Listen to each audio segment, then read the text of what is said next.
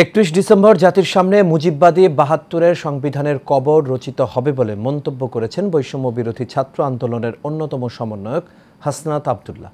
তিনি বলেন, জুলাই বিপ্লবের ঘোষণাপত্র ৫ আগস্ট না হওয়ার কারণে বিদেশে বসে ষড়যন্ত্র করে যাচ্ছে ফ্যাসিস্টরা।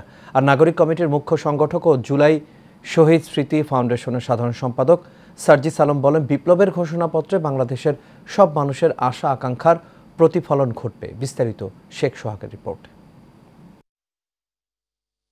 আগামী ৩১ ডিসেম্বরকে সামনে রেখে বিভিন্ন স্লোগান লিখে সামাজিক যোগাযোগ মাধ্যম ফেসবুকে আলোচনা সৃষ্টি করেছে বৈষম্য বিরোধী ছাত্র আন্দোলন ও জাতীয় নাগরিক কমিটির সদস্যরা। এর ফলে সেই দিন কি হতে যাচ্ছে তা নিয়ে ব্যাপক আলোচনা শুরু হয়েছে সোশ্যাল মিডিয়াগুলোতে। বিষয়টি স্পষ্ট করতে রাজধানী বাংলা মোটরের জরুরি সংবাদ সম্মেলন ডাকে বৈষম্য বিরোধী ছাত্র আন্দোলনের কেন্দ্রীয় সমন্বয়করা। এতে বৈষম্য বিরোধী ছাত্র আন্দোলনের অন্যতম সমন্বয়ক হাসনাত আব্দুল্লাহ বলেন, ৩১ ডিসেম্বর জাতির সামনে মুজিববাদী ৭২-এর সংবিধান কবর রচিত হবে। আমরা এই গণঅভ্যুত্থানে এই মানুষের আমরা যে বলছি এগুলোর বিপক্ষে গিয়ে সেখানে আমরা স্পষ্ট করব আমাদের এই প্রক্লেমেশন অফ জুলাই রেভলিউশনে যে বেসিক্যালি এই মুজিববাদী সংবিধানটা কিভাবে গণমানুষের আকাঙ্ক্ষাকে বিনষ্ট করেছে এবং ঠিক কিভাবে এটার আমরা রিপ্লেসমেন্ট করতে চাই, সেটিরই হচ্ছে বই প্রকাশ হবে, সেটিরই হচ্ছে ঘোষণা হবে প্রক্লেমেশন অফ জুলাই রেভলিউশনের মধ্যে।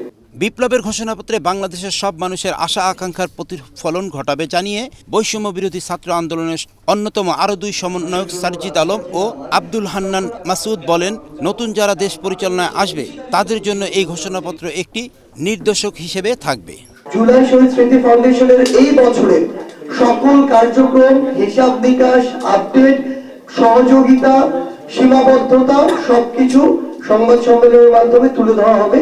সেখানে দাঁড়িয়ে আওয়ামী লীগ ফ্যাসিস্ট হাসিনাকে এবং তার নেতৃত্বকে যেভাবে এখান থেকে তারা নিষিদ্ধ ঘোষিত করছে, সেখানে এসে তারা আওয়ামী লীগকে অপ্রাসঙ্গিক ঘোষণা করবে বাংলাদেশের মাটি থেকে। শহীদ পরিবারের লোকজন ছাড়াও সব রাজনৈতিক দল ও গণ অভ্যুত্থানের পক্ষে সব শ্রেণী পেশার মানুষ ৩১ ডিসেম্বর শহীদ মিনারে জড়ো হবে বলে জানান তারা।